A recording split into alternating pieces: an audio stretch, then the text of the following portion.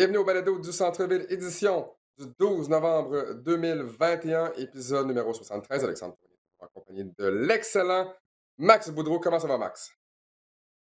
Ben, ça va, excellent. Aujourd'hui, une belle journée Ben oui. pluvieuse, mais pour une rare fois, on est vendredi, donc le week-end s'en vient. Comment ça va, toi? Ouais. Écoute, ça va très bien, mais tu sais à quel point, podcast après podcast, on se demande est-ce que mon Internet va lâcher? Et là, je pense que j'ai enfin réglé la situation. Le seul autre problème, Max, c'est que je sais pas qu'est-ce qui va lâcher en premier.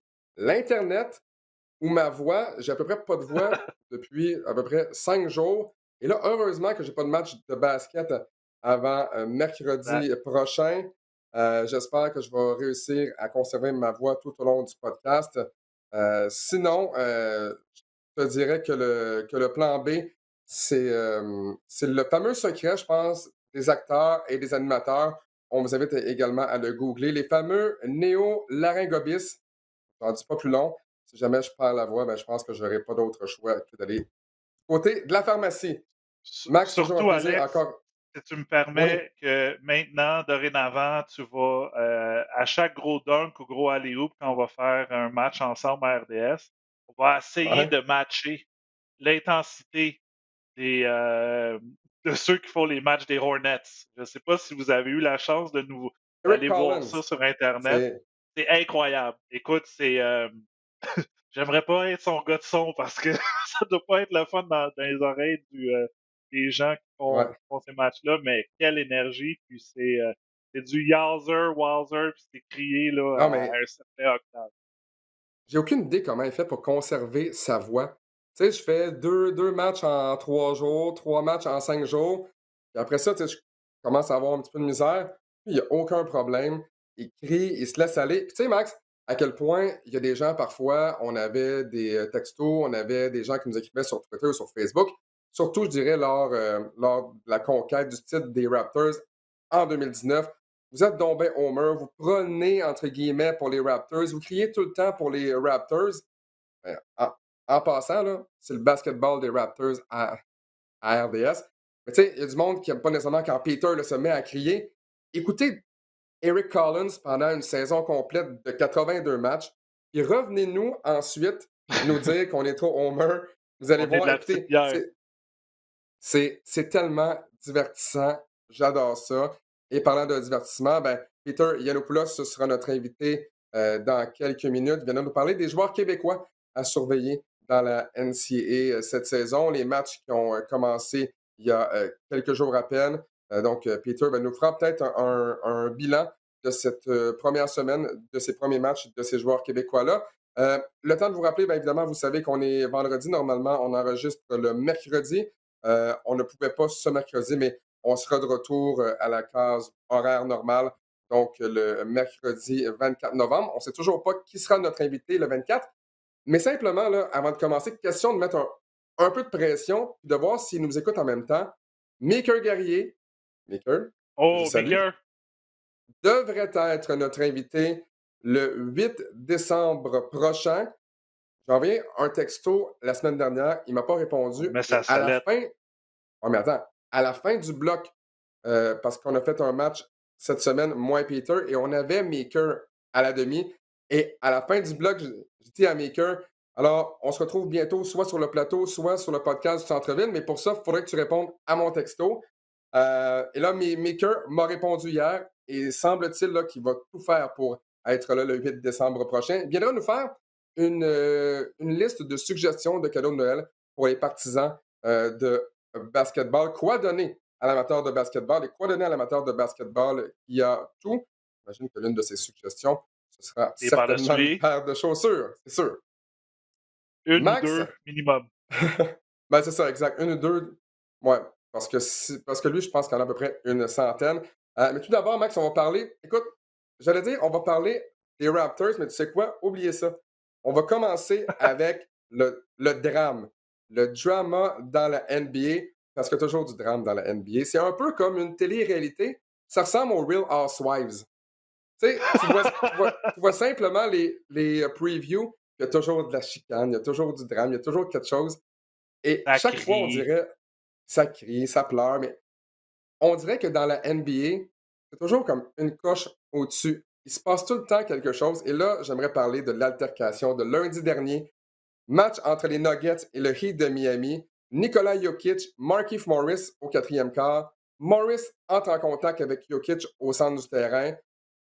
Jokic n'est pas content, évidemment. Il reçoit Exact. essentiellement un coup dans les côtes. Et là, Morris se retourne. Et là, Tourne le dos Jokic à Jokic. ouais, tourne le dos. C'est peut-être pas la bonne chose à faire. On s'entend. Jokic, coup d'avant-bras dans le dos de Morris. Là, il se retrouve au sol. On sort la civière, même finalement, Morris en aura pas besoin. Jimmy Butler dit à Jokic, écoute, retrouve-moi dans le parking après le match. Euh, Au écoute, racabesser. ça n'a aucun bon sens. Le Heat attend Jokic et les Nuggets dans le corridor après le match. Mais ça, c'est juste de la petite bière. Là. Parce que le drama s'est transporté aussi sur les réseaux sociaux. Oui, c'est ça que je m'en Markieff allais et dire. Marcus Morris ont ajouté leur grain de sel, disant que Jokic a attendu que Markieff se tourne le dos. Tata. Attention, la twist, le Hop, hop, hop, rebondissement, hop. les frères de Jokic se sont créés un compte, ont ramassé à peu près 10 000 followers en quelques heures, quelques minutes, et simplement pour répliquer et dire aux frères Morris, écoutez, là, vous arrêtez ça là, parce que si vous continuez, vous allez nous trouver sur votre chemin. Il faut savoir que Nikola Jokic a toujours dit, moi, dans la vie, j'ai peur de personne, sauf de mes frères. Et lorsque tu vois la photo des frères Jokic, tu peux comprendre. Et ça, là, c'est juste un petit lundi dans la NBA, tout simplement. J'adore ce drama-là. Qu'est-ce que tu as pensé, toi, de cette situation-là? Je comprends que Jokic peut-être pas choisi la bonne façon de répliquer. Pour ça qu'il a été suspendu pour un match. Et Morris, d'ailleurs, a été mis à l'amende. Qu'est-ce que tu fais de toute cette situation-là entre Markieff Morris et Nikola Jokic? Et les deux équipes vont se retrouver bientôt en plus. J'ai hâte de voir ce que ça va donner. Ouais, c'est sûr que c'est bon pour les codes d'écoute pour le prochain match entre les deux équipes. Mais moi, j'aurais aimé que Morris se fasse suspendre aussi. Parce que toute cette saga-là, là, puis l'effet boule de neige qu'il y a eu, faut, faut, faut, se faut se revenir que on savait que on était vers la fin du quart, on savait que Jokic tenait le ballon et qu'il allait se faire fauter. Mais c'est Marquise Morris qui a mis un peu de moutarde là, sur le genre de faute. Et c'est pas la première fois qu'on le voit. Là. Je me souviens de ces années avec les Clippers, puis même à l'Université de Kansas, là, lui avec son frère était un peu comme les troublemakers, qui étaient tough, buff, là, comme on dit, là, que tu veux pas jouer contre eux. Le genre de mean machine. Sauf que tout a commencé avec cette action-là. C'est sûr que Jokic, en étant un grand gaillard avec son ego et tout ça, veut se revenger, dire écoute, je me ferai pas marcher dessus. Euh, mais j'aurais aimé ça que la NBA suspende le geste de Morris parce que c'est pas la première fois qu'on le voit dans des altercations de l'ASA. Ouais. Euh, et là, par la suite, écoute, un moment donné, c'est parce que tu peux plus arrêter là, l'histoire des frères. Après ça, Hmm. on a eu des histoires comme quoi que Jokic, qui est juste 6 pieds 11, puis il était un peu plus dodu, si je pourrais dire, là, quand il était jeune, se Ouais. faisait là, marteler par ses frères. Ce que tu disais, là, qu'il a peur de personne à part ses deux frères. Ça, malheureusement, la Ligue ne peut pas vraiment faire grand-chose à part de dire, écoute, ne le faites pas. Mais si je reviens, moi, j'aurais suspendu Morris aussi. Parce que Ouais. c'est lui qui a initié tout le trou qui est arrivé par la suite. Et là, Max, hier, bon, c'est pas à la même échelle, mais encore une fois, Eh oui, altercation entre deux joueurs. Dis-nous ce qui s'est passé. le match entre les Pacers et le Jazz, tu as encore les deux gros gaillards, donc on dirait que c'est toujours. Il faut Hmm. savoir, là, les jeunes de garde, ils jouent un contre l'autre, mais à l'intérieur dans la bouteille, là, ça se pousse. À chaque fois qu'il y a un tir, tu fais un box-out, donc tu vas initier un genre de coup. Fait que c'est sûr qu'il y a il y a des coups d'un côté, puis ça joue un peu plus physique, je pourrais dire. Et Rudy Gobert reçoit une passe, essaie de faire un tir en foulée. manque son tir, se fait bloquer par Miles Turner, tombe à la renverse, mais décide d'emmener d'amener Turner avec lui. Ça chamaille un peu, ça se lève, ça se pousse. Genre de prise de bec entre les deux, tu sais, genre de, comme je l'ai dit mercredi au match avec Mathieu Elvis, comme la lutte gréco-romaine, mais avec Mhm. deux bonhommes de 7 pieds. Et après ça, ben écoute, ça n'a pas plu que tout le monde est arrivé. Joe Ingles, qui d'autre que le bon vieux Joe qui est arrivé, a commencé à pousser. Donovan Mitchell aussi est arrivé, a commencé à pousser, à dire vous ne voulez pas faire ça aussi. Il faut dire qu'on jouait à Utah.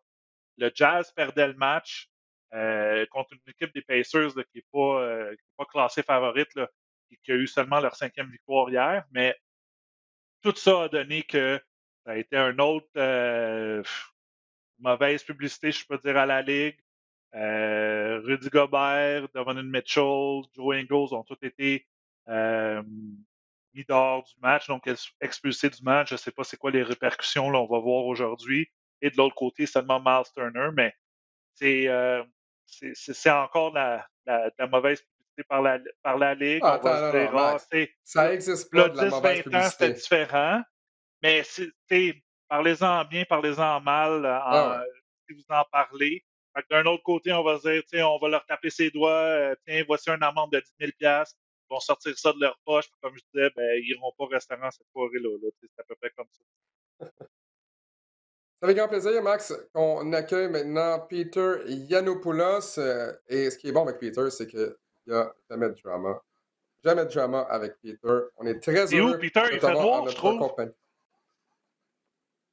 Peter, Salut les est-ce boys, que tu ça es va bien? correct? Ça va bien. C'est correct, Peter, est-ce Peter? que Tout est beau. tu es en danger? Est-ce que tu es dans une cave avec Es-tu dans des un chaînes à coffre quelque part? d'auto? Ouais. Dis-nous-le, là. Tout est beau avec Peter. Oui, papa, aujourd'hui. Il faut trouver toujours des bons endroits pour parler au balado du centre-ville avec Max et Alex Tourigny. Merci encore, Pete, pour ta présence. Peter, c'était le 9 novembre dernier que s'amorçait la saison dans la NCAA et on a demandé justement si tu pouvais nous dresser peut-être un portrait des joueurs québécois à surveiller cette année. On sait il y en a 31 joueurs dans la NCAA qui proviennent du Québec. On est loin derrière les Ontariens avec 103, mais loin devant la Colombie-Britannique avec 9. Donc, je pense que le Québec se positionne quand même bien là, Ouais. au deuxième rang. Pour le nombre, je ne parle pas de la qualité, je parle vraiment du nombre de joueurs. Et je pense peut-être que le premier nom qui nous vient en tête, c'est Bénédicte Mathurin qui commençait sa saison. Il y a énormément de pression, Peter, sur lui, on le sait, est revenu pour une deuxième année dans le but d'être repêché, non seulement au prochain repêchage, mais un lottery pick. Donc, on veut être repêché tôt en première ronde. Et un premier match qui a quand même été difficile, Peter. Oui, mais écoute, Ben a décidé, après une excellente première année à Arizona, il y avait la possibilité de rentrer dans le repêchage l'année dernière. Les agents, les dépisteurs nous disaient que potentiellement Ben pourrait être un choix de première ronde, tard première ronde, potentiellement deuxième ronde, potentiellement non repêché. Ça va dépendre comment ils allaient s'entraîner avec ces équipes-là. Puis Ben nous a dit, écoute, tout ce qu'il entend, c'est correct, mais pour lui, il voulait continuer à se développer non seulement sur le terrain, mais physiquement aussi. Puis il pensait qu'il n'était pas vraiment prêt pour la NBA. Puis lui, il voulait être un choix de top 10 ou dans la loterie. Fait il a décidé de faire quelque chose que la plupart des jeunes athlètes font pas. La plupart ne veulent pas rester dans la NCAA, ne veulent pas aller à l'école, ils veulent aller directement dans la NBA ou jouer professionnellement. Ben était le contraire.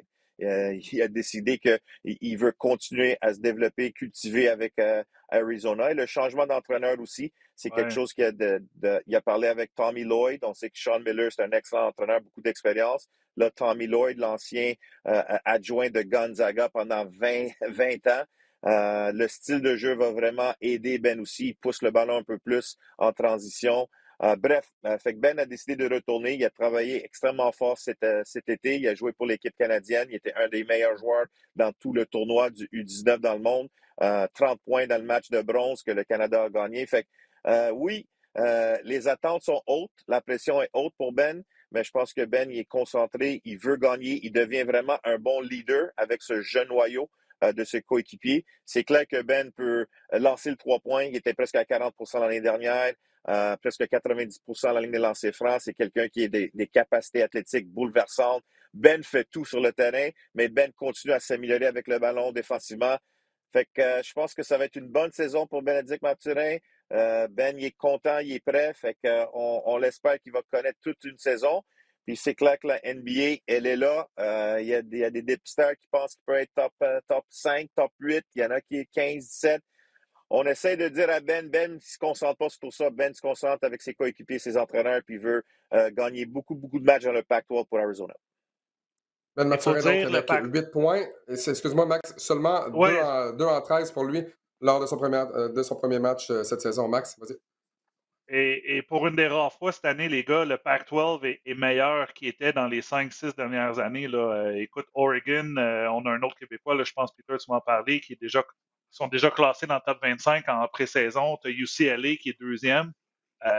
Donc, tu sais, gagner contre des gros matchs. Les matchs vont être diffusés sur les gros réseaux. Et c'est juste bon pour Ben, s'il performe bien dans ces matchs-là. Puis ça va lui donner encore plus d'exposure qu'il y a déjà. Là. On s'entend, c'est l'Université d'Arizona, là, c'est pas n'importe quoi, mais moi, je m'attends à une excellente saison de lui. Là, puis c'est sûr qu'on va entendre son nom l'année prochaine. Et puis toi, peut-être, jusqu'à quel point le premier match qui a été difficile peut avoir un impact sur la suite des choses?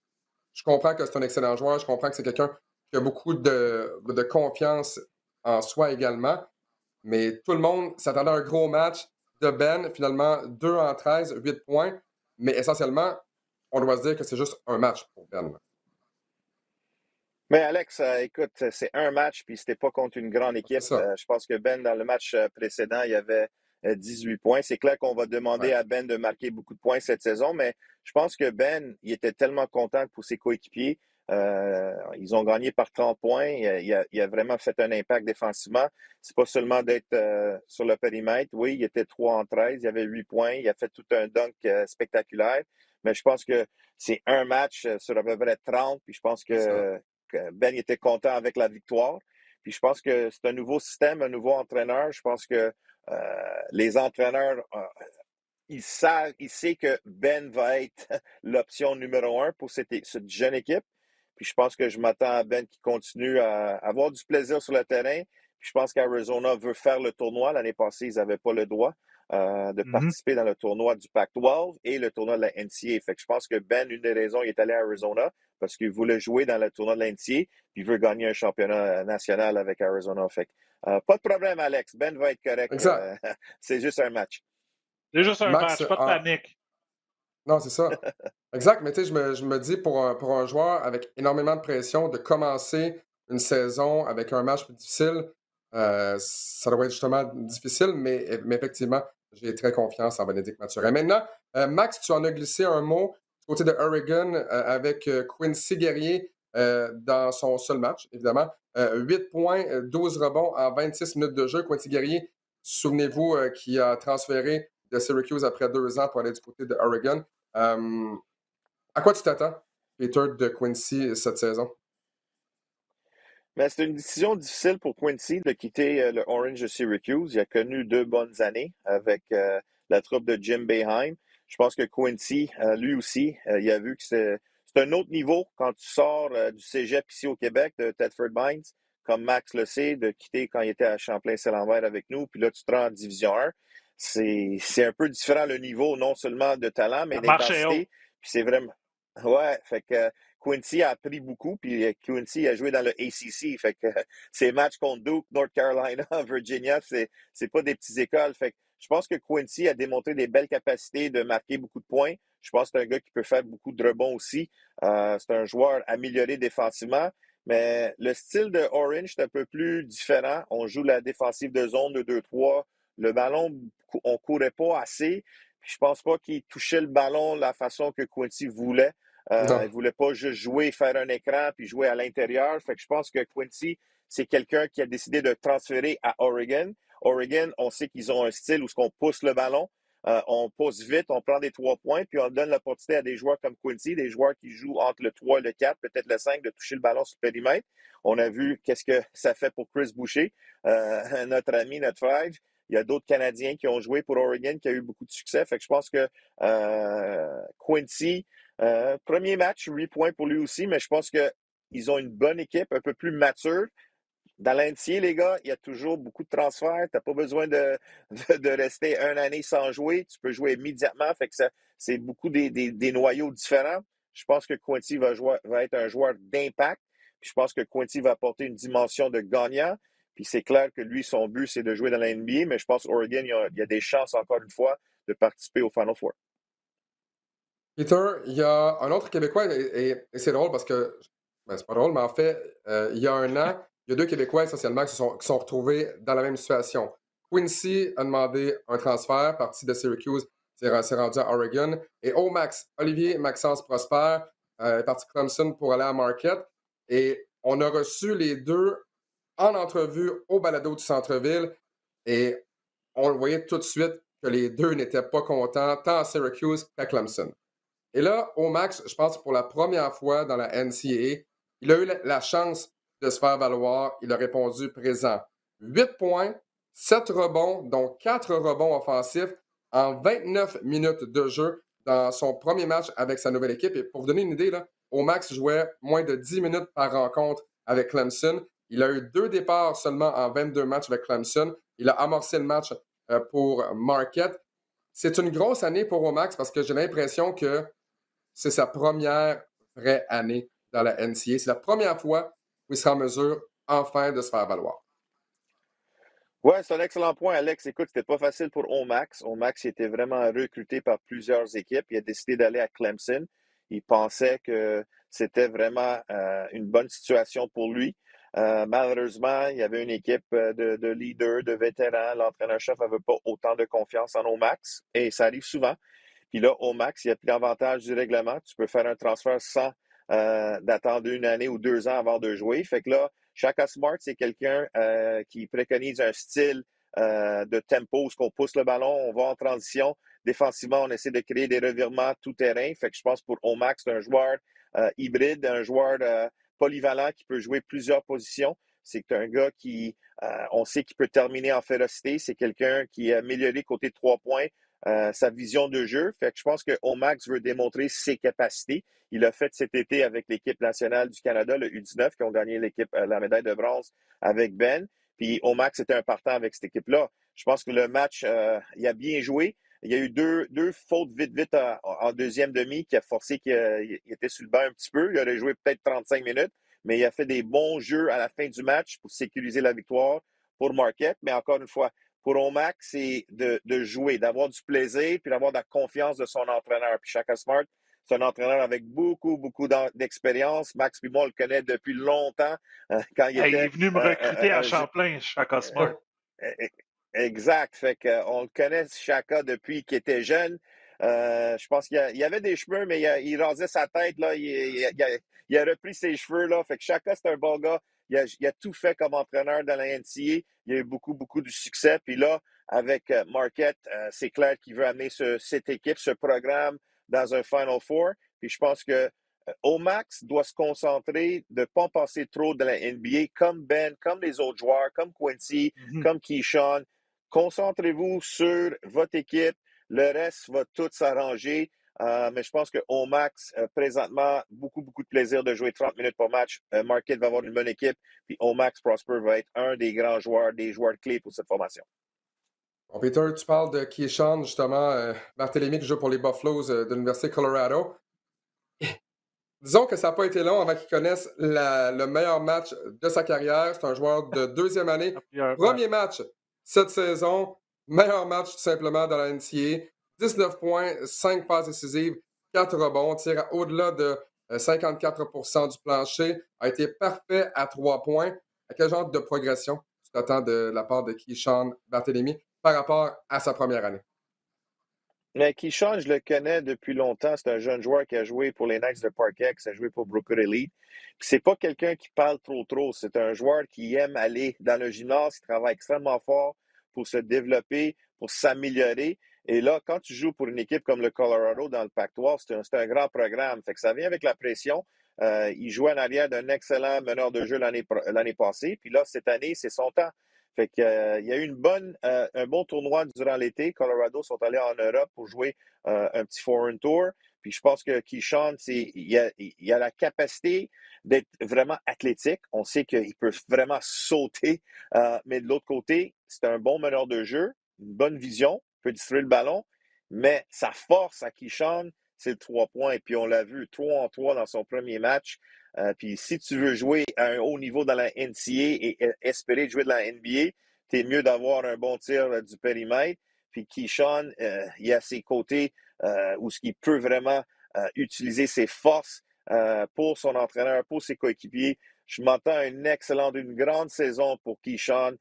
C'est drôle, on a beaucoup de Québécois, des Montréalais dans le Pac-12, fait qu'on va rester tard, mon Max et mon Alex, on va Ouais, regarder nos jeunes c'est tard. Montréalais. Les matchs commencent Ouais. d'habitude à 10 heures, heure locale ici à Montréal, mais c'est le fun de voir tous ces joueurs-là jouer dans le Pac-12. Puis Keyshawn est un des grands joueurs. Puis je m'entends, s'il continue sur cette percée, les dépisteurs ils commencent à le connaître, puis il pourra avoir une grande carrière à Colorado, puis on espère une grande carrière aussi professionnellement. Honnêtement, Peter, on pourrait faire un spécial québécois dans la NCA, mais ça nous prendrait 2, 3, 4 heures. Et c'est plate parce qu'il Exact. y en a 31. Mais qui sont peut-être là, les autres joueurs québécois, hormis ceux desquels on vient de parler, sont à surveiller cette année dans la NCA? Mais tu as un qui s'appelle Tyrese Samuel, qui joue pour les Pirates de Seton Hall. Il a connu un excellent match il y a 2 soirs, son premier match de la saison pour Seton Hall. 19 points et 11 rebonds sur la deuxième unité. Je pense que Tyrese, il est 6 pieds 10, 230 livres, bourré de talent. Il peut lancer le 3 points, le tir à mi-distance, le crochet à l'intérieur. Je pense que lui, les entraîneurs, les dépisteurs, on aimerait voir un plus d'énergie constant de sa part pendant 40 minutes. Puis je pense que sa maturité après 2 ans, si là, tu reviens à ta troisième année, je pense que Tyrese, on peut s'attendre à toute une saison. Lui aussi a joué pour l'équipe nationale canadienne junior. Fait que je pense que Tyrese va connaître toute une saison. Jefferson Koulibaly, un meneur de jeu aussi dans le Pac-12 pour Washington State, les Cougars. Il a raté la saison dernière avec une blessure à son poignet. Son premier match, il avait 13 points, une coupe de 3 points du centre-ville, du balado ici de RDS. Mais je pense que Jefferson, c'est un autre meneur de jeu qui est explosif, il est rapide, il peut vraiment percer vers le panier, un excellent joueur défensif. Fait que, Jefferson, Tyrese, c'est 2 joueurs vraiment à surveiller. Puis Emmanuel Bandoumel aussi, un joueur Ouais, de ouais. 4e année qui joue à SMU. On le connaît bien, on l'a oui. eu chez RDS plusieurs fois avec nous. Emmanuel, un autre joueur qui a joué son cégep à Brébeuf, excellent. Tu parles d'un athlète, un des meilleurs dunkers de l'histoire de Montréal puis du Québec. Puis là, je pense qu'il va connaître toute une saison pour Tim Jankovic puis les Mustangs de SMU. Il y en a tellement de Québécois, on pourrait faire un Ben autre oui, c'est Il y show, en ça. a les boys. d'autres Mais aussi, c'est hein. clair, Il y ça, en a plein d'autres. avec le respect que j'ai pour tout le monde, j'essaie de faire des profils sur tous nos jeunes joueurs québécois, Ouais. mais ces gars-là, wow, ils peuvent avoir toute une saison cette année. Au total, il y a 158 Canadiens du côté des hommes dans la NCA, ce qui égale un record. Peter Yiannopoulos, merci encore beaucoup pour ton temps et on te laisse retourner à tes occupations maintenant qu'on sait que tu n'es pas en danger dans une cave quelconque attachée avec des chaînes. Merci, Peter. OK, oui, papa, les boys. À Salut. tantôt. Merci, Peter. On se retrouve mercredi prochain. Et justement, Non, mais on Alex, parle. ça faisait Ouais, peur, là. On regardait ouais, je Peter, sais. puis j'avais peur qu'il était dans un coffre d'auto, là. Il s'était fait enlever ou quelque chose, mais au moins, Ouais, mais non. Ben, on en connaît fait, je pense qu'il Peter, était c'est... dans sa voiture, dans un stationnement souterrain. Mais pourquoi il faisait noir, ça, j'en ai absolument aucune idée. Euh, Max, on parle de la NCAA. On a vu sur Twitter, je pense que c'est North Pole Hoops, ou peut-être pas, en tout cas, c'est peut-être eux qui l'ont retweeté. Ils ont fait un espèce de schéma, un diagramme avec d'où proviennent les joueurs de Oui, la NCAA depuis 2010. Et tu faisais partie de ce fameux diagramme-là. oui, exact. Je vois ça souvent des fois sur Facebook. Tu sais, ils font des topos là, sur un 40 ans, puis tu vois qui est le gros salarié ou quoi que ce soit. Et j'ai C'est trouvé ça. ça nice qu'il l'avait fait sur les joueurs canadiens, d'où venaient les joueurs canadiens, puis ils ont commencé en 2010, donc c'était c'était déjà ma dernière année à l'université. Et on parle qu'il y a 153 maintenant, je pense, Canadiens, 31 du Québec. Et tu vois, en 2010, on était 10. Donc, je faisais partie là, de cette dizaine-là. Donc, ça te met en perspective de dire hey, quand même, euh, jouer dans les NC, ça a l'air peut-être plus facile maintenant parce qu'il y a plus de joueurs canadiens. Mais je te dirais, c'est autant même plus difficile parce que le sport est tellement rendu à l'échelle internationale. Puis, tu sais, je me souviens, ma première année à Buffalo, j'avais un joueur qui venait du Maroc, j'avais deux joueurs qui venaient de l'Allemagne, j'avais un joueur qui venait de la Russie, plus moi, puis Kemby qui était canadien. Donc, on, on était un peu l'ONU, si je pouvais dire. Mais tu sais, c'est pas juste aux États-Unis. Puis, tu sais, on le voit sur la scène internationale. On le voit, tu sais, aux Olympiques. Tu as fait les Olympiques 5 contre 5, je fais les Olympiques 3 contre 3. C'est pas juste États-Unis tout le temps là, qui gagne, même pour les hommes. Dans le 3 contre 3, il n'y avait même pas d'équipe américaine. Mais je veux dire, c'est excessivement difficile, mais tu sais, je suis tellement fier d'avoir fait ce que j'ai fait, puis je suis tellement fier que Peter met sur le spotlight les joueurs parce qu'il faut en parler, c'est super important. Ces joueurs-là, écoute, euh, ouvre la porte pour les autres. Et je pense que ton micro est fermé, Alex, parce qu'on t'entend plus. Mais c'est super important d'en parler. Puis on prend la plateforme qu'on a, puis on prend le temps qu'on a pour en parler. Puis si vous pouvez voir des matchs, je sais que c'est pas toujours sur les gros réseaux, euh, d'écouter des matchs de la NCAA, mais c'est le tournoi de la NCAA, là, c'est tellement le meilleur moment au monde pour regarder du basketball parce que tu as des grosses équipes, des petites équipes, tu as des histoires Cendrillon comme les Davidson de ce monde dans le temps que moi j'ai joué. C'est vraiment un beau sport, puis tu vois que les jeunes, parce que c'est encore des jeunes, sont vraiment là, déduits à leur université, puis je ne souhaite que des bonnes statistiques, des bons matchs là, à tous nos joueurs québécois, nos joueurs canadiens qui sont dans la NCA cette année. Justement, c'est Hommes ou ça, tu femmes, on sais. n'a pas parlé des femmes aussi, Ouais, là, parce exact. qu'il y en a aussi qui sont. Écoute, il y en a. Je pense qu'il y en a autant, même un petit peu plus du côté des femmes. Là.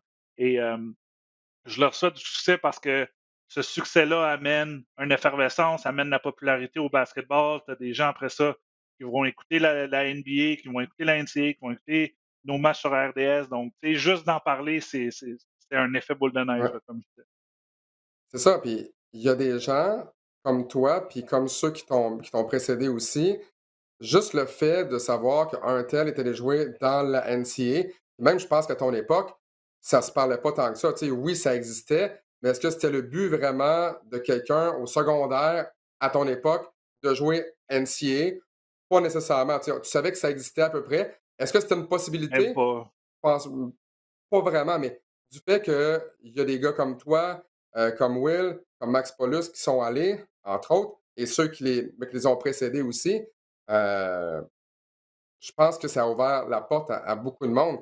Puis ensuite, d'avoir des modèles comme Chris Boucher, d'avoir des modèles comme Lugansdor, de non seulement dire, ben, on peut jouer dans la NCA en tant que Québécois, mais on peut jouer dans la NBA aussi en tant que Québécois. Et ça fait rêver assurément un paquet de jeunes qui ont 7, 8, 9, 10 ans, puis qu'à l'époque, ben, n'auraient sûrement pas joué au basket de 1. S'ils avaient joué au basket, n'auraient jamais même pensé pouvoir jouer dans la NBA. Et là, on entend des gars comme Ben Mathurin qui vont peut-être, on lui souhaite du moins, être repêchés parmi les 10 premiers, parmi les 5 premiers, ou peu importe. Écoute, qui, à l'époque, aurait pensé, moi, je pars du Québec, non seulement je vais jouer dans la NCA, non seulement je vais être repêché en première ronde, mais je vais être repêché parmi les 10 premiers. Il y a 20 ans, là, il n'y a personne qui se disait ça. Ou si tu te le disais, là, c'était du wishful thinking. Là. C'était un rêve. Exact. Maintenant, là, si tu mets les efforts, c'est possible. Ben, c'est sûr. Puis, tu le dis tel bien, c'est qu'à chaque fois que tu mets la barre haute, il y a quelqu'un qui va essayer de la dépasser. C'est l'instinct humain, tu sais. Moi, je suis allé jouer à Champlain-Saint-Lambert, mais au secondaire, techniquement, en secondaire, tu sais, je commençais à jouer au basket tard, mais c'était pas mon but d'aller dans l'NCA, là. Mon but, c'était tu sais, continuer, on va aller à Au l'école, basket? ben, on va jouer au basket aussi. Puis, écoute, je parlais presque pas anglais, donc aller à un cégep anglophone, c'était pas mon but premier, mais de voir qu'il y avait tellement de succès dans un programme comme Champlain, puis il y a d'autres succès aussi, là, Montmorency, Dawson, tout ça.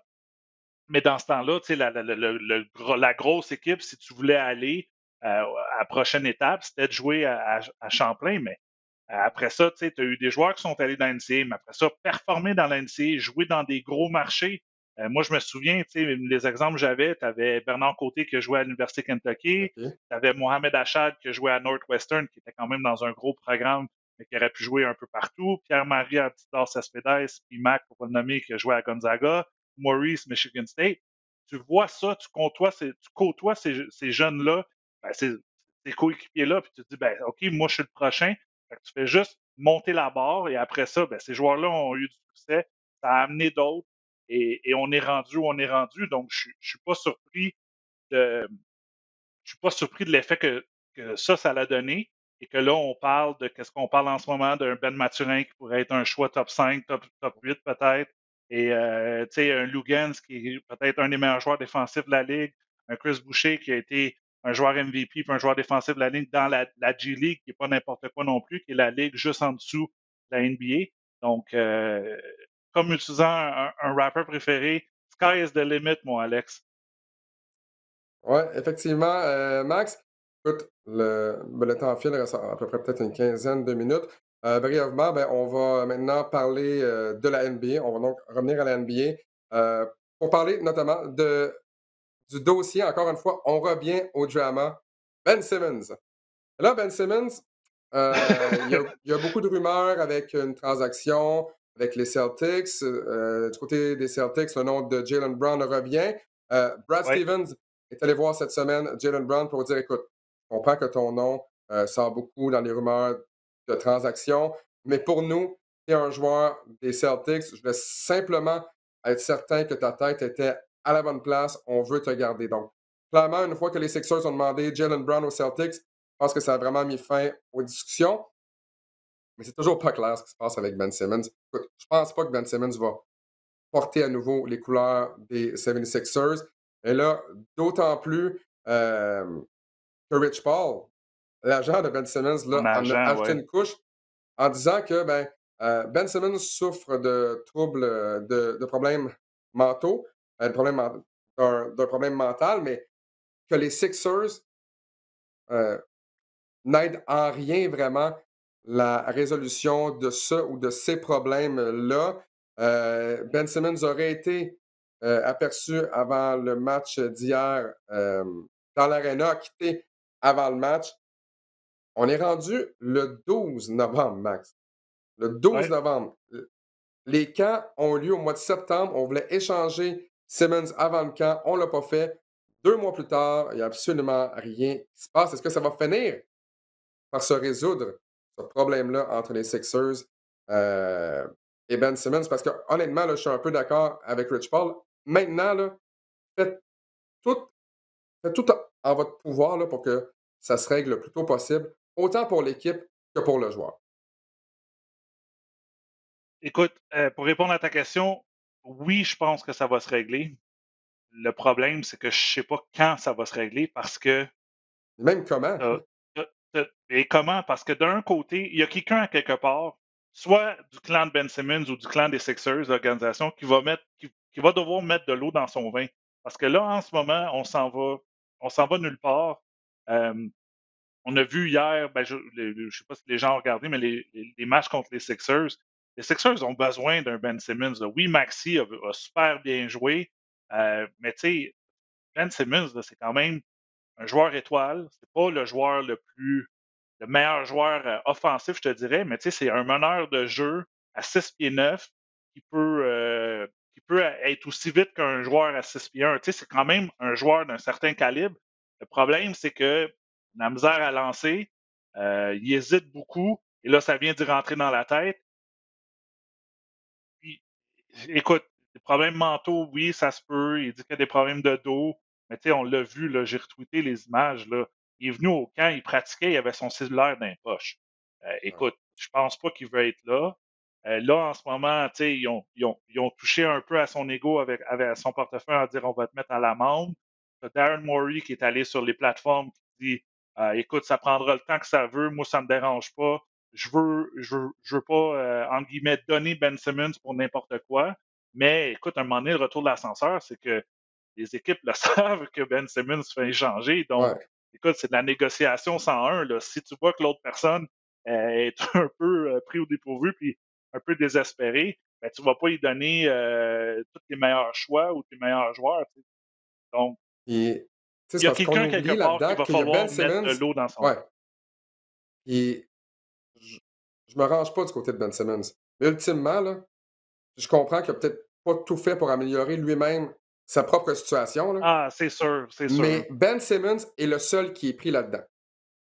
Parce que si Ben Simmons va pas ailleurs, ben, il reste à Philadelphie, il joue pas. Je pense pas que ses troubles mentaux s'améliorent. Tu sais, on joue quand même avec la vie de Ben Simmons, qui reste un être humain à la base. Fait que de dire: «Je vais pas donner Ben Simmons», c'est parfait. Mais comme tu le dis, le problème, c'est que toutes les autres formations sont au courant de ce qui se passe Ben avec oui. Ben Simmons. Fait que qu'est-ce qui se passe? Ben Simmons jouera pas cette année. On Mais va le juste problème, c'est attendre, ça. tu sais? Il va finir par jouer, puis je pense qu'il va finir par jouer par les Sixers. Mais le problème, c'est oui, tu dis ça repose beaucoup sur Ben Simmons, mais c'est le fait que l'organisation a dit carrément publiquement qu'on n'a pas confiance. Écoute, Ouais. après avoir perdu l'année passée dans les séries, on a posé la question à l'entraîneur-chef. L'entraîneur-chef, là, c'est lui qui décide, OK, aujourd'hui, c'est lui qui joue. Je regarde mon banc, OK, c'est toi. Qui a dit, est-ce que tu penses aller loin avec Ben Simmons? Puis il n'a pas voulu répondre. C'est là qu'il y a eu le problème. Oui, Ben Simmons, tu sais, il a eu ses problèmes. On l'a vu jouer, on l'a vu hésiter. On connaît, tu sais, sur quelle facette de jeu qu'il doit améliorer. De l'autre côté, il y a quelqu'un de l'organisation des 76ers qui n'a pas fait sa job ou tu sais, qui a mal fait sa job en termes que tu ne peux pas aller mettre ton joueur sur la place publique et dire lancez-y des tomates, on n'a plus besoin de Mmh. lui. Même si tu veux l'échanger, tu ne peux pas dire ça. Au moins, bluff. Dis ah, écoute, on va travailler, oui, c'est des choses qu'on va voir, mais tu sais, on a la saison morte, puis on croit en lui. Après ça, échange-les. Mais là, de le dire, de le lapider publiquement et après ça dire ah écoute donne-moi un rein puis tout ça comme on disait la dernière fois avec Charles pour ce joueur-là. Comme je te dis, moi personnellement maintenant je pense que faut qu'ils se parlent, les deux se parlent entre eux, dire écoute on passe à autre chose, reste avec nous, mais l'ego des joueurs de basket, l'ego des personnes dirigeantes qui, des fois, c'est des anciens joueurs de basket, est tellement élevé que je ne sais pas si ça va se produire. Comme je te dis, je pense que ça va se régler, mais je ne sais pas quand ça va se régler. Max, d'ailleurs, ben, hier, on a demandé aux gens à la maison de nous envoyer leurs questions via Twitter et Oui, on s'en est parlé. On, on le faisait il y a quelques années, mais je sais jamais si c'est une bonne idée parce que, comme je te disais, c'est un peu comme si on demandait aux gens euh, voulez-vous nous envoyer vos questions parce qu'on n'a aucune idée de quoi parler, ce qui n'est pas le cas. Mais ce qui est plaisant, c'est justement d'avoir un certain feedback, avoir une rétroaction de la part de vous à la maison. Et ben, on a la chance de répondre à vos questions. Vous avez été nombreux à nous les envoyer, tant en public qu'en message privé également. Et la première question bien, nous vient d'un collègue de TVA Sport, Frédéric Laure. Frédéric Laure, que vous pouvez voir évidemment à la description des matchs de l'Impact. Ça fait longtemps qu'il fait ça, mais du ce que les gens ne CF savent peut-être Montréal pas, c'est avec. que ouais, CF Montréal, c'est vrai. Quoique peut-être qu'un jour, ça va revenir à Oh, Impact, ouais, c'est ça, excuse-moi. on rentrera pas on fera pas un débat Non, c'est là-dessus. ça. Mais le pire, c'est que à l'époque, je couvrais l'Impact également en même temps que Frédéric.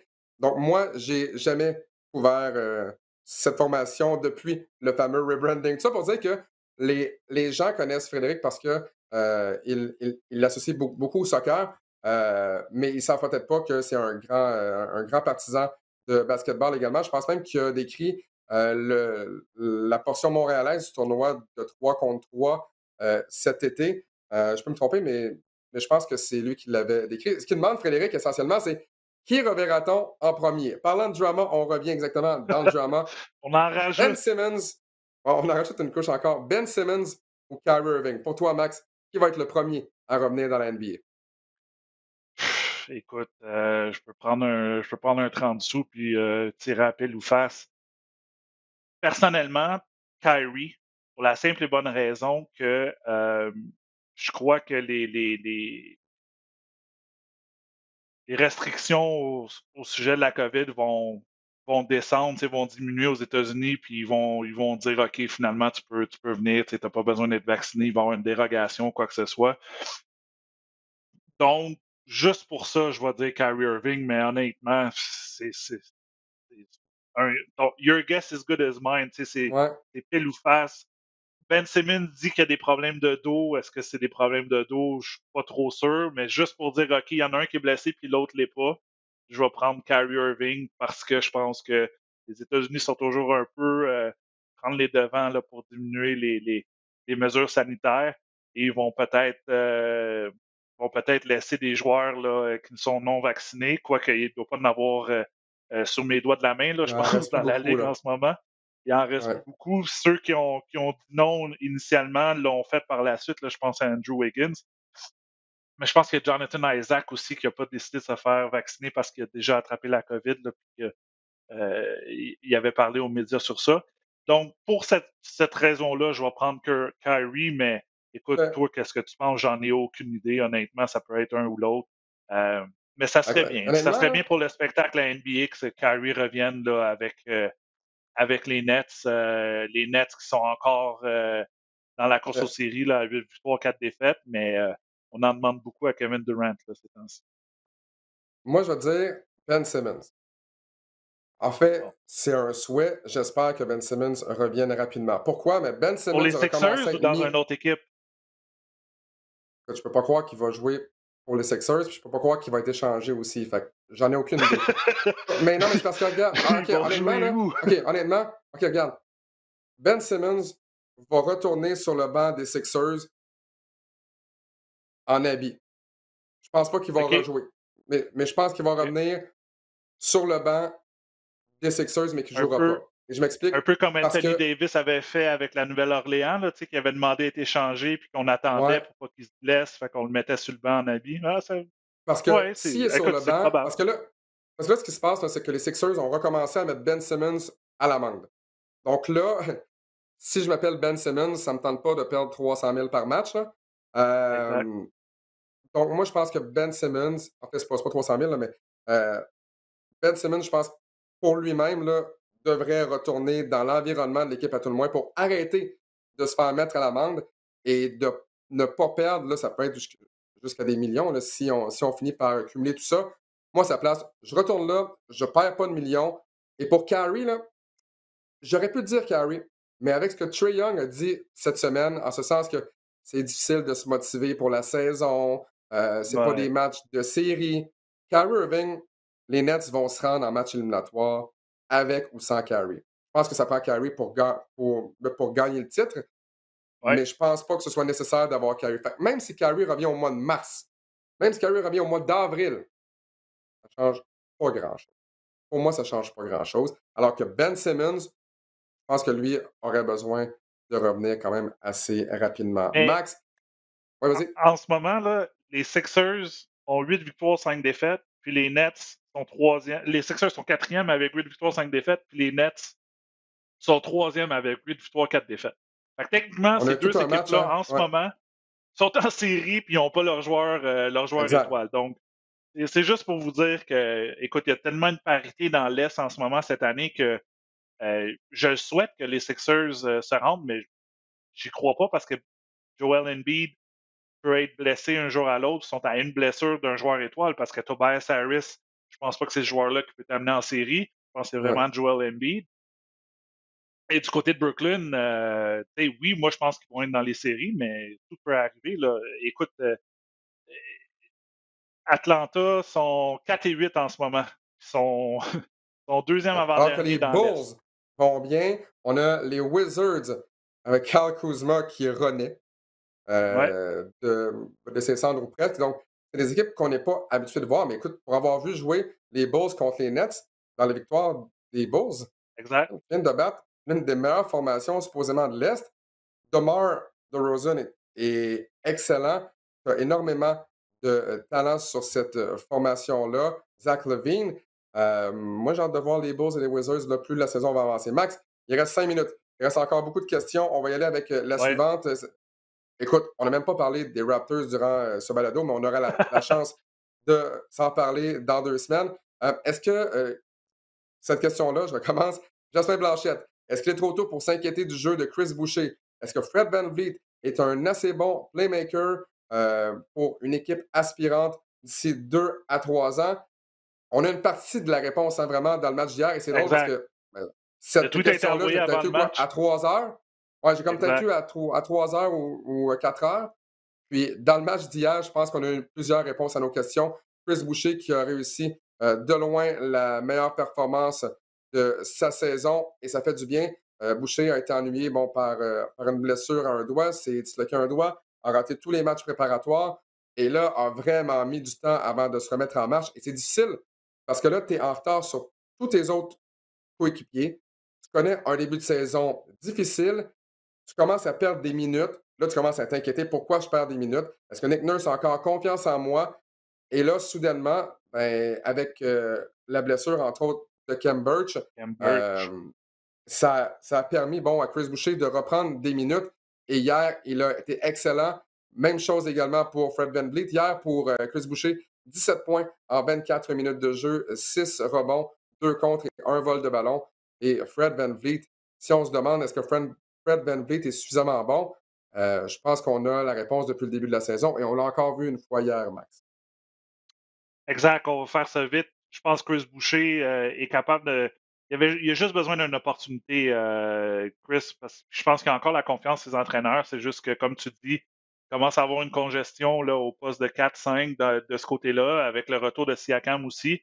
Mais une saison de basket, là, cette année, c'est long. Il y a 82 matchs, il y a des choses qui peuvent arriver. Donc, je pense qu'il peut être encore productif pour les Raptors. Et pour Fred VanVleet, je le crois aussi très productif. La seule chose que je pourrais dire contre lui, c'est que la journée que ses tirs de 3 points ne rentrent pas, puis qu'il doit percer au panier pour aller finir en transition dans le trafic, le fait qu'il est un peu plus petit, c'est un petit peu plus difficile pour lui. Hier, on l'a vu, 611, 32 points. Je ne questionne pas son côté leadership dans l'équipe parce qu'il a appris de peut-être le meilleur Raptor de tous les temps, Kyle Lowry. Mais des fois, est-ce que ça serait mon meilleur joueur? Ça serait mon option 1 pour une équipe aspirante? Non, mais ça serait une excellente option 2. Il reste 2 questions, Max, en rafale. Liam Hood, d'Aloop 360 qui nous demande Evan Mobley a-t-il le plus haut plafond de la QV 2021? Est-ce que c'est Scotty Barnes? Est-ce que c'est Kate Chris Duarte Cunningham? aussi à Indiana. Ouais. Je l'ai vu la question, puis je connais Liam, là, je lis beaucoup ses articles. Difficile à croire en ce moment. L'échantillon est encore petit, mais je pense que Scotty Barnes, pour sa Moi versatilité, aussi. va avoir un plus haut plafond. Mais écoute, Evan Mobley, c'est tout un joueur. Là. Je me souviens de ses années à USC. Cleveland, cette année, est méconnaissable, entre guillemets, en termes que on est dans le haut du classement depuis les années à LeBron. Donc, Hey, mais Max, on c'est a ça. mangé un peu C'est la notre pain, première notre fois que beurre. Cleveland est pertinent depuis LeBron. Exact. Mais tu sais, on a bien repêché. On a des joueurs comme Colin Sexton, on a Evan Mobley. Donc, mais en termes de plafond, encore une fois, excellente question. Très difficile à dire avec, Ouais. avec l'échantillon qu'on a. Mais je vais dire Scotty Barnes pour sa versatilité parce qu'il peut tout faire sur un terrain. Max, je sais que le temps file, là. Je raconte une petite anecdote en 20 secondes. Kyle Kuzma et les Wizards jouent contre les Cavaliers. Kuzma a réussi un tir à 3 points qui donne essentiellement les devants et la victoire à son équipe. Et il y avait des gens dans la foule qui lui ont dit tu serais absolument rien sans LeBron, tu n'aurais pas de bague sans LeBron. Il s'est retourné après son tir puis il a dit écoutez, la ville de Cleveland serait rien sans LeBron. Essentiellement, oui, c'est vrai au cours des dernières années, mais comme je le dis, pour la première fois, je pense que la ville de Cleveland est pertinente dans la NBA depuis le départ de LeBron. Il reste une question, Max. Ça vient de Jonathan. Jonathan Ran ou Joguer sur Twitter, je ne sais pas son nom exact. Est-ce que les nouveaux règlements affecteront à long terme les performances offensives de certains joueurs comme Harden ou c'est pas le cas? Est-ce que vous trouvez que les nouveaux règlements sont bien appliqués? Encore une fois, une excellente question. On sait que les règlements maintenant, là, on essaie de limiter les joueurs, les fautes appelées pour que les joueurs aillent à la ligne de lancer franc. Puis tout ça, là, c'est dans le processus d'accélérer les matchs parce qu'on sait que c'est le plus gros inconvénient de tous les grands sports en ce moment. Les matchs sont trop longs. Les plus jeunes, si on peut dire, aiment consommer rapidement. Ils veulent voir du jeu rapide, du haut pointage. Je pense que pour l'instant, oui, on applique le règlement à la lettre en termes que tu as des joueurs comme James Harden, des joueurs comme Trey Young qui étaient reconnus pour avoir, je pense, aller au lancer franc le plus souvent là, dans les 2-3 dernières saisons, n'y vont pas cette année. Je pense qu'il y a une période d'adaptation qui va être faite des deux côtés. On va s'ajuster des joueurs, mais aussi, comme tu sais, les arbitres, vers la fin de la saison, dans les séries, on va ranger notre filet. C'est sûr que là, c'est un nouveau règlement, on essaie de le mettre à la lettre, on veut accélérer le jeu, mais je pense que des deux côtés, il va y avoir une période d'adaptation, puis les choses vont revenir à la norme, entre guillemets, pour le reste de la saison. Je te dirais peut-être après C'est quoi, Noël. Max? Tu sais, lorsque tu as des James Harden ou des Trae Young qui créent le contact pour s'amener à la ligne, là, écoute, moi, je pense que ça va être bon pour l'attaque dans la NBA parce qu'à la place de créer le contact, on va y aller de la passe supplémentaire. Et là, peut-être qu'on va faire un 2 points, peut-être qu'on va faire un 3 points. Moi, je pense pas que ce soit une mauvaise chose. Oui, on va se rendre moins souvent à la ligne, mais je pense que ça va mener peut-être à des meilleures possessions offensives. Oui, Max, écoute, le temps file. Je pense que ça fait 1 heure qu'on jase de basketball. On doit céder notre place, malheureusement. Mais toujours un grand plaisir de te retrouver aux 2 semaines. Là, cette fois-ci, c'était le vendredi, donc j'imagine que tu es en pantalon de jogging. Tu dois être en mou présentement, puisque c'est le non, fameux Casual Friday, non? non, en jeans avec un Ouais. chandail, malheureusement. Écoute, on doit travailler quand même. Je vais aller porter les enfants à la garderie le matin. C'est vrai? J'ai pas de mou aujourd'hui. On dit, bonne parfait. Max, donc, on se retrouve dans 2 semaines et on revient, comme je le disais, à notre case horaire régulière, donc un mercredi sur 2. Donc, prochain rendez-vous, ce sera le 24 novembre et ce sera suivi évidemment du 8 novembre avec, j'espère que les télécoutes, avec Maker Guerrier. Maker, j'attends toujours ton retour. Pour ce qui est de notre prochain match à l'antenne de RDS ou RDS2, ce sera mercredi prochain à compter de 19h30 sur les ondes de RDS2, alors que les Lakers rendront visite aux Bucks de Milwaukee. Deux formations qu'on voyait peut-être favorites pour s'affronter en finale, peut-être même remporter le titre, mais deux équipes qui en arrachent un peu en ce début de saison 2021-2022. Donc, on se retrouve mercredi 19h30 sur RDS2 pour le match entre les Lakers et les Bucks. Ciao tout le monde!